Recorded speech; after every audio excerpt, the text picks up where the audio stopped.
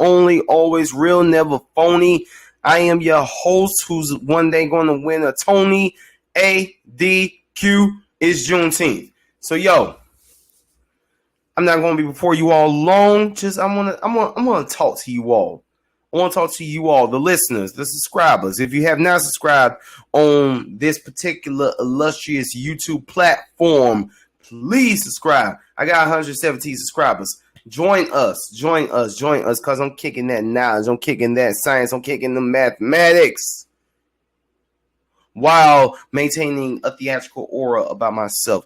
So welcome to ADQ'S Renaissance. First of all, I would like to apologize to those of y'all who do listen to this, regularly, religiously, repeatedly. I would like to apologize that I may have been slacking a little bit. It's just, theater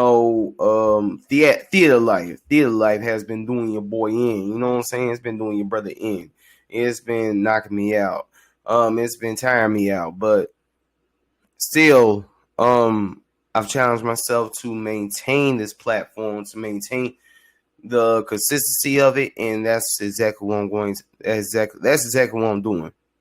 But no one's perfect.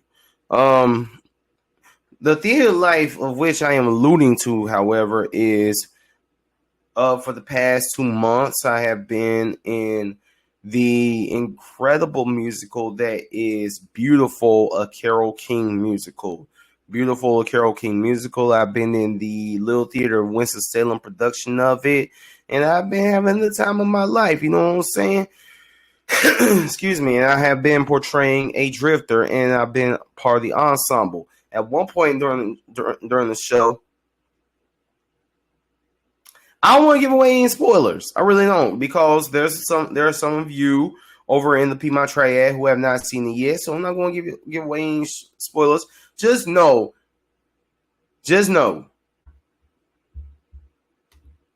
your brother's putting in work. So, but if you have not seen it, I highly suggest that you go to www.ltws.org/beautiful, I believe, and get your tickets. And this is going to be the only talk about theater or anything else that I will do for this particular episode, because I want to focus 100% on Juneteenth. Just know, Beautiful's going on. We reopen tomorrow at 7:30. We go on Friday, 7:30. We go on Saturday. We have 2 shows. We have a 2:00 matinee and a 7:30 show. And on Sunday we close it up 2:00. Get your tickets. We have been compared to Broadway, and Little Theater in Winston-Salem. They have a reputation over in Winston-Salem and everywhere in the entire state. Multiple places, they put in work. They do it big. You know what I'm saying? There's no lacking on how they present their productions. I noticed that. I saw that in 2008 when I was in Sioux School. I saw it in 2010 when I was in To Kill a Mockingbird, and I'm seeing it right now. So shout out to the Little Theater of Winston-Salem. They stand on big business. Now, let's talk Juneteenth. Or actually, real quick, let me give you scriptures. I feel that I need to give you scripture every single episode. So let's give you scripture, and then we're going to get to it. Psalm 107, 13 through 14. Lord, help, they cried in their trouble. He saved them from their distress. He led them from the darkness and deepest gloom. He snapped their chains. And, I would say, I think that would be a great segue as I think about the likes of Harriet Tubman, Sojourner Truth, Nat Turner, Frederick Douglass. These were slaves. I mean, these were individuals who were born into slavery, who relied on their faith in God, who relied on their Christian faith to get them through slavery and into freedom. You know what I'm saying? So I would say that scripture has been very prevalent as black people throughout history, especially during enslavement, tried to defy the injustices of which are attached to slavery and led them to freedom. You know what I'm saying? Harriet Tubman was freed several times. She became an abolitionist and a spy for the Union Army. Frederick Douglass was free, became a pastor, became an advisor to presidents. Just, you know what I'm saying? These people were standing on business. Nat Turner was killing people. You know what I'm saying? Nat Turner led a whole slave rebellion. I'm going to get into slave rebellions in a little bit. But first, today's Juneteenth. Today's Juneteenth. Happy Juneteenth. Happy Juneteenth to my people. Happy Juneteenth. And when I say my people, yeah, I mean black people. Happy Juneteenth.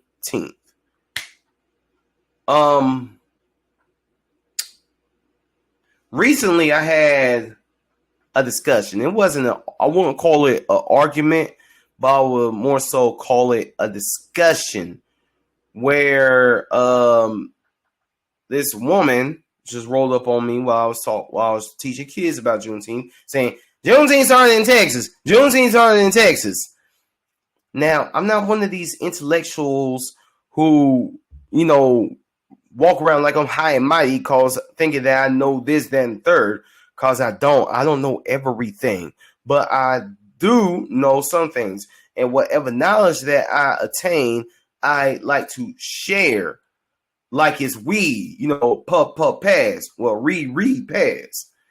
Not acting like I know everything, but more so like, you know, helping those who are coming after me, and those who didn't know learn a thing or two. Real talk. Like, I had a talk with a Uber driver last week. He was an elder in the 60s. And I was giving him my take on the presidential election, which I will give to you all in another episode. But today we're talking about Juneteenth. Anyway, black man, he told me he didn't know stuff. So, you know, I'm not running around here saying, yeah, I know this and third. I'm like, well, praise God that some knowledge was offered to me. You know what I'm saying?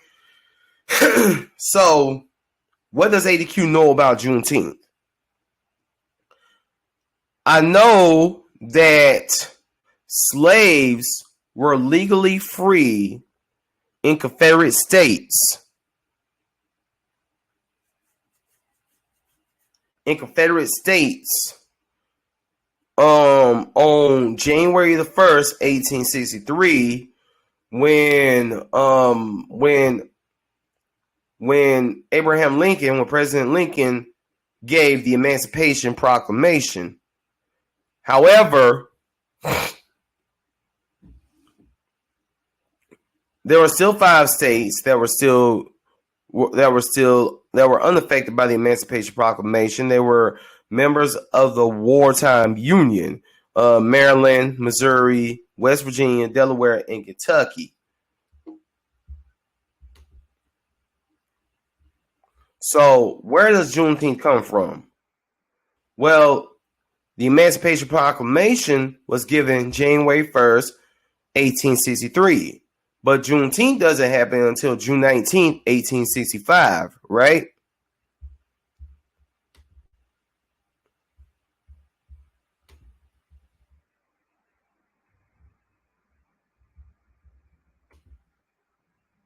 Juneteenth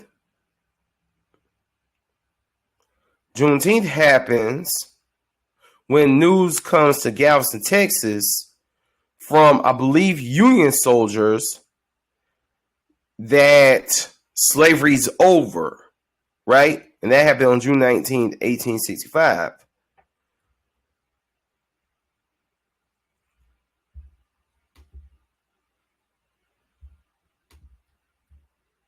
I was just looking at certain things. But yeah, June 19th, 1865. In fact, I'm pulling up this NPR article. Let's see. NPR says it goes by many names. NPR, this is NPR. Let's see. Who wrote this article? Sharon Pruitt Young. Let's see. On June 19th, 1865, Major General Gordon Granger, who had fought for the Union. Hold on, let me make sure my mic is ready. Mic check 1 2 1 2. Okay, we're good. We're cooking. All right, so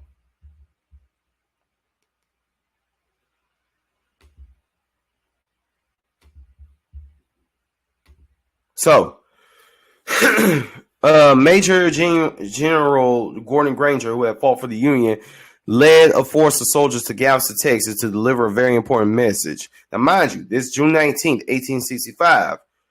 2 years, 6 months, 18 days after the Emancipation Proclamation.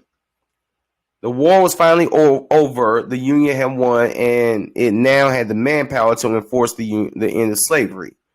The announcement came 2 months after the effective conclusion of the Civil War, and even longer since President Abraham Lincoln had first signed the Emancipation Proclamation, but many enslaved black people in Texas still weren't free even after that day. Now, take a sip of water. Now, here's something that might throw y'all for a loop. Slavery's still not over. It's not over. There's a loophole called the 13th Amendment. According to the 13th Amendment, let's see what the 13th Amendment says. The 13th Amendment to the United States Constitution provides that neither slavery nor involuntary servitude, which all black people were, well, most black people in the South, in the Confederacy, were during slavery, which I believe that American slavery took place from 1619 till 1865. Legal Confederate American slavery, neither slavery nor involuntary servitude, except as a punishment for crime whereof the parties shall have been duly convicted, shall exist within the United States or any place subject to their jurisdiction. Donald Trump can become a slave by that logic because he's a convicted felon as of right now. But if you look at the prison industrial complex, you will see a whole lot of black people, a whole lot of descendants of slaves, of Africans who were slaves. See, I don't even like calling them slaves because they're not slaves. Slave is not their nationality. Slave was the Holocaust level injustice that they were forced to do, but that wasn't what they were. You know what I'm saying?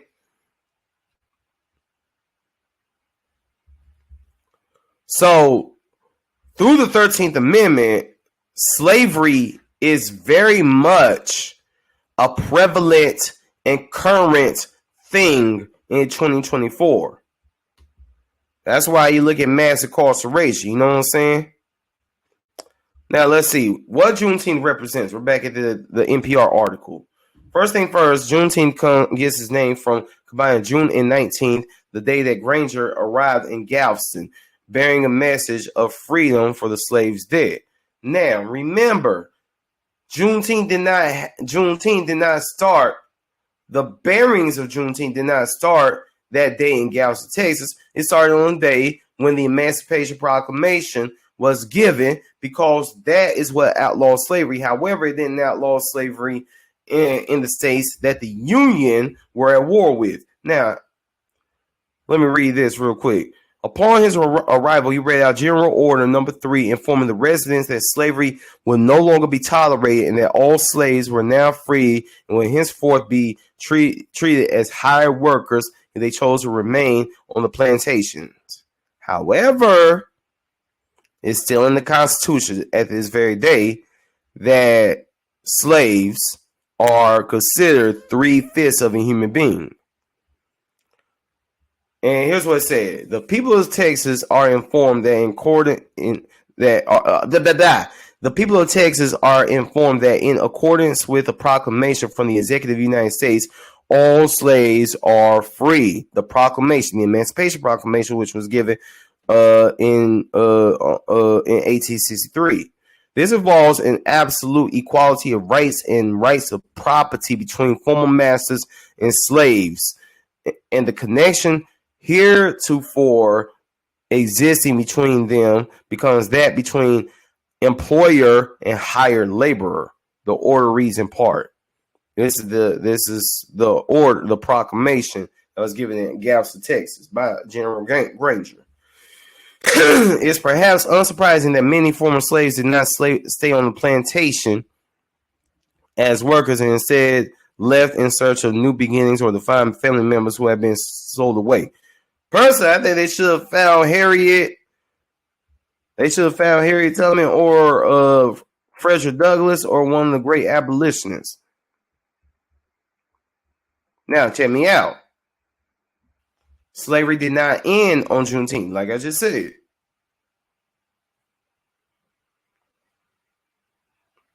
There were slave owners who were not willing to give up free labor that they got from slavery.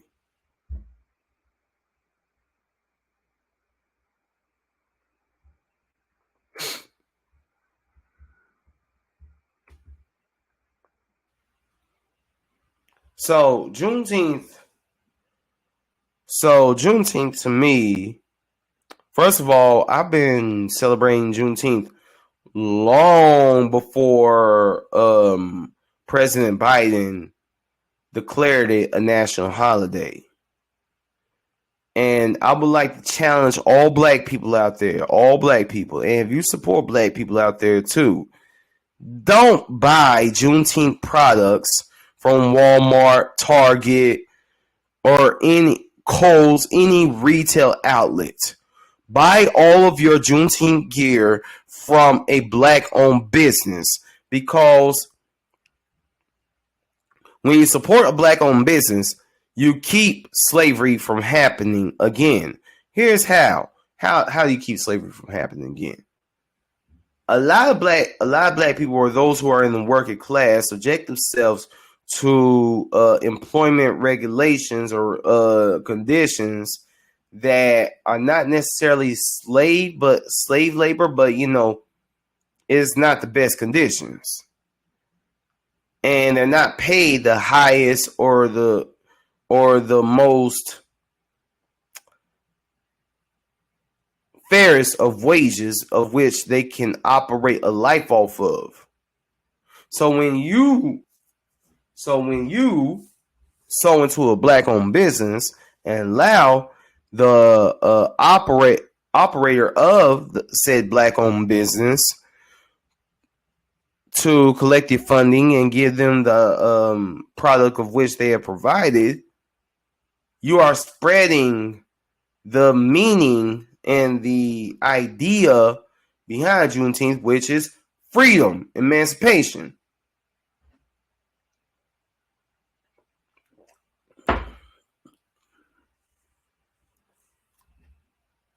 So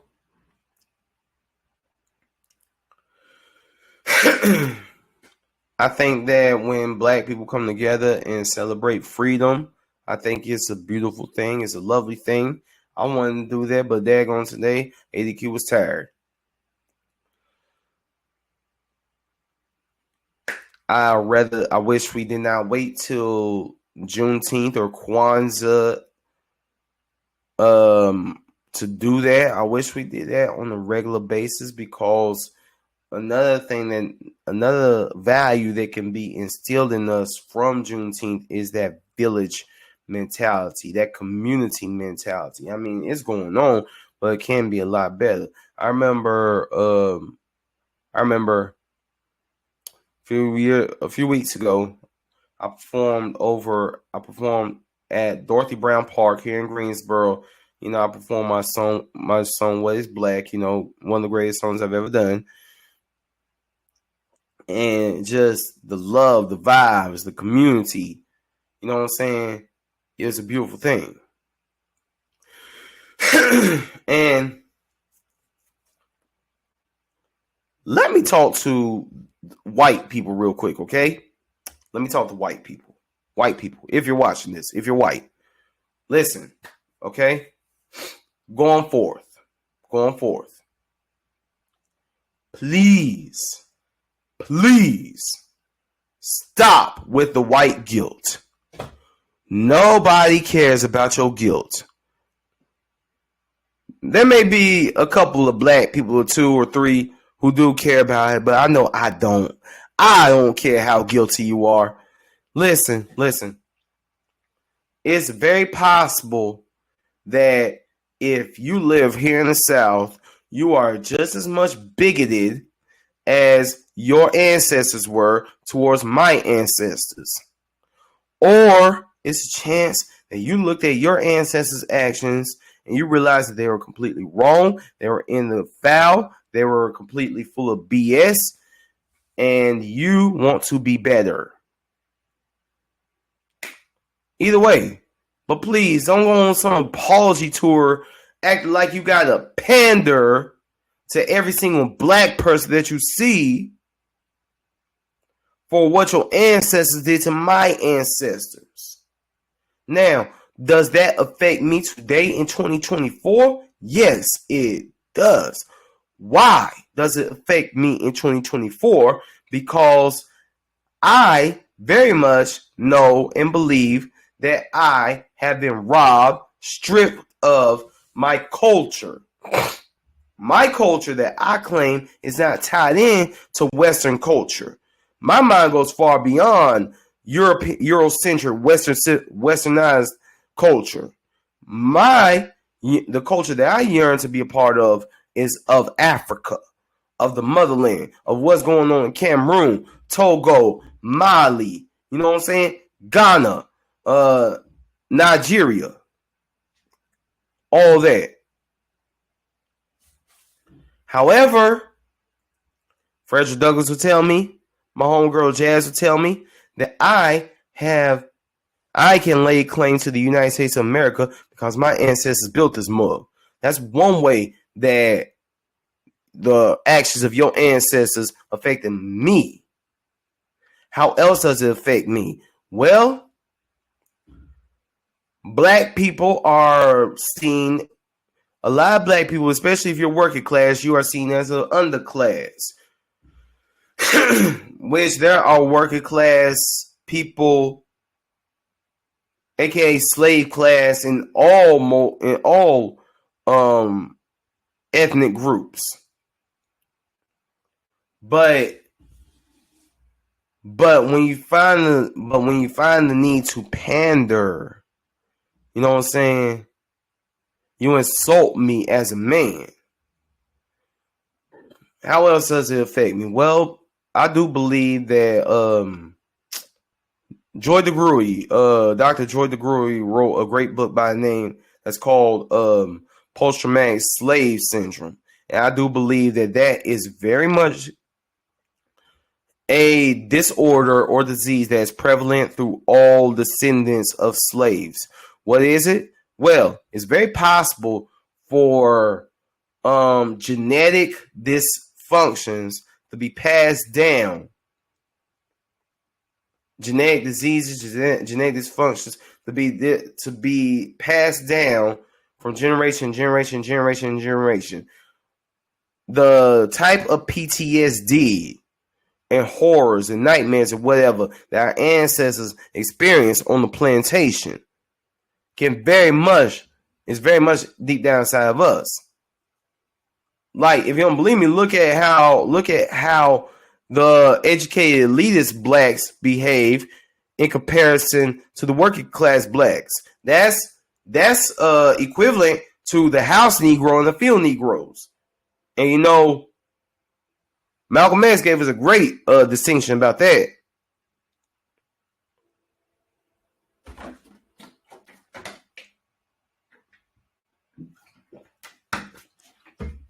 Personally, I think that is equivalent to that talented 10th mentality. I'm better than you, therefore I should be your leader.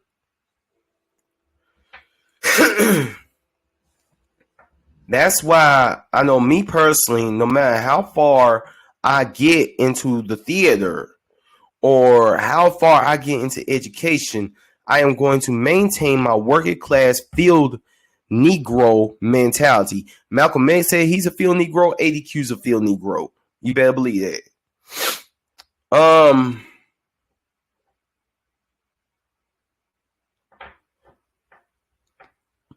So today we are affected by slavery, but I do believe that if we really gain knowledge of ourselves, knowledge of self, Marcus Garvey said it, the Honorable Elijah Muhammad said it, if we gain knowledge of ourselves, know who we are, start operating in the village mentality, it's not to be like, forget you white person, forget you Asian person, forget you Hispanic person, forget you Native American, forget you Indian, East Indian. Nah, it's not that.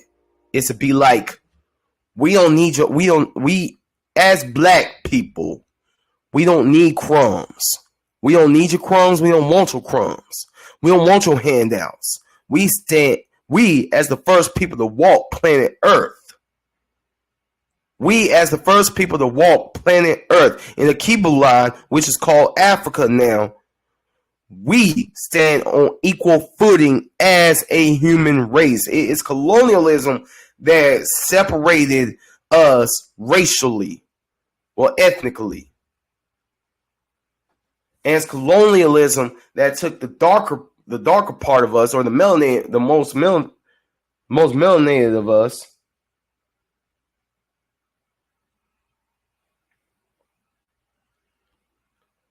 it was colonialism that took the most melanated of us and put us in chains. The Portuguese was the first who did it. So,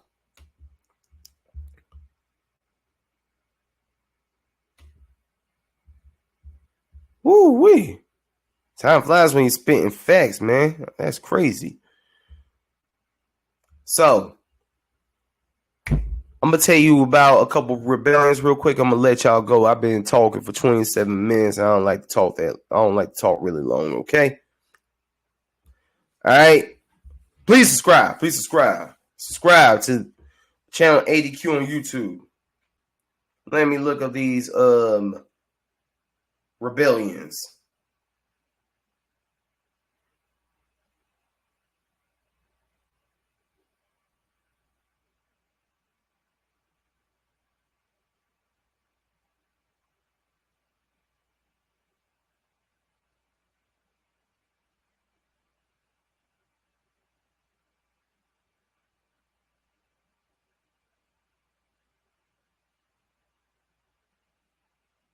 Let's see. Like I said, please subscribe.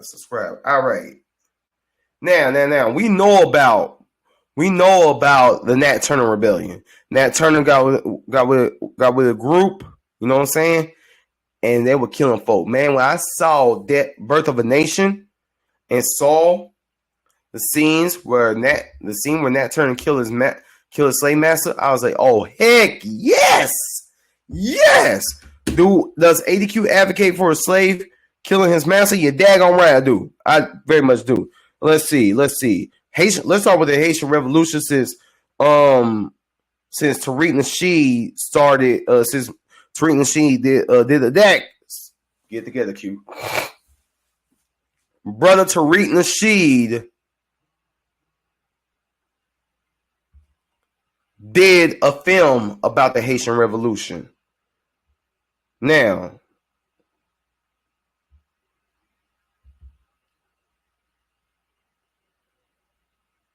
I'll give you the first paragraph of this, and I will put up I'll put up the link to the page of which I found this one, these different things.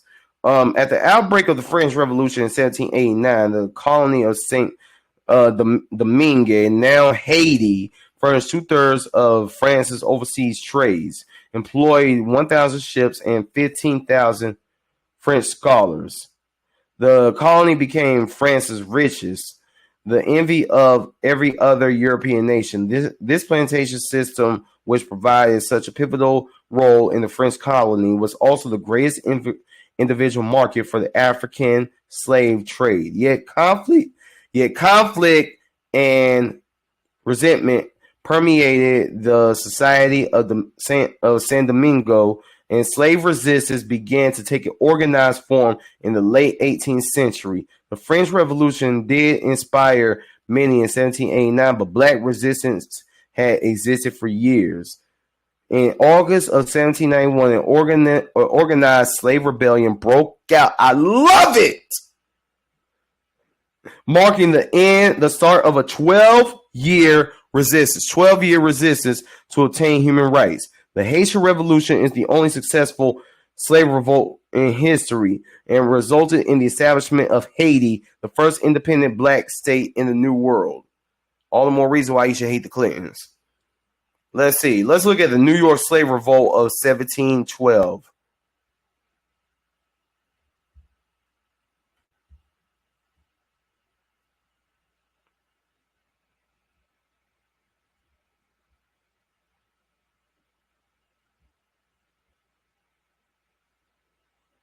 Let's see. You know what? Better yet,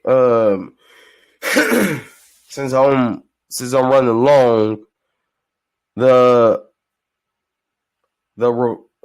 need to write a play about this stuff or do a docudrama about this or something. Woo, the creative wheels are turning in my head. But Gabrielle's conspiracy in 1800, Igbo landing, slave escape, and mass suicide in 1803,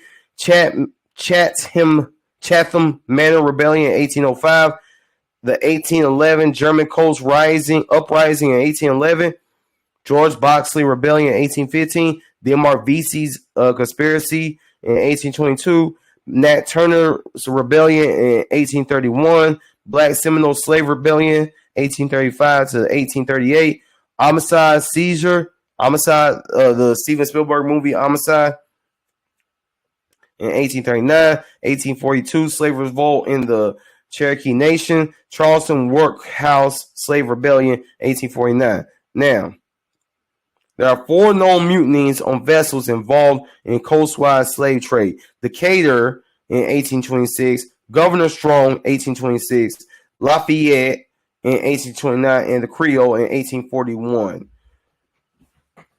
So, if you are black, please teach your kids about this, because during Black History Month,